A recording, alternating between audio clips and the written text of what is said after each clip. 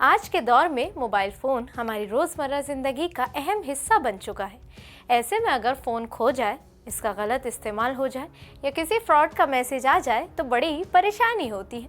इस मसले को हल करने के लिए हुकूमत ने एक अहम कदम उठाया है, जो कि है संचार साथी ऐप। हर नए मोबाइल में संचार साथी ऐप पहले से ही अब मौजूद होगा। ये ऐप लोगों की हिफाजत के लिए बनाया गया है ताकि मोबाइल से जुड़े फ्रॉड को रोका जा सके। संचार साथी ऐप साल 2023 में बनाया गया था। इसका मकसद खोए हुए मोबाइल फ़ोन की शिकायत करना, उसको ब्लॉक करना और फ्रॉड वाले लिंक या कॉल की रिपोर्ट देना है। इस ऐप से यूज़र अपने नाम पर जारी मोबाइल कनेक्शन भी चेक कर सकता है। इसकी सबसे अच्छी बात यह है कि इसमें IMEI नंबर याद रखने की ज़रूरत नहीं पड़ती। टेक्नोलॉजी खुद ही सारी मालूमात निकाल लेती है।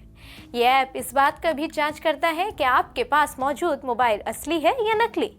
इसके जरिए हिंदुस्तानी नंबर से आने वाली बैनुल अक़वामी कॉल की शिकायत भी आसानी से की जा सकती है, वो भी बगैर OTP के। आपको ये जानकर बड़ी हैरानी होगी कि अब तक लाखों लोग इस ऐप को इस्तेमाल कर रहे हैं।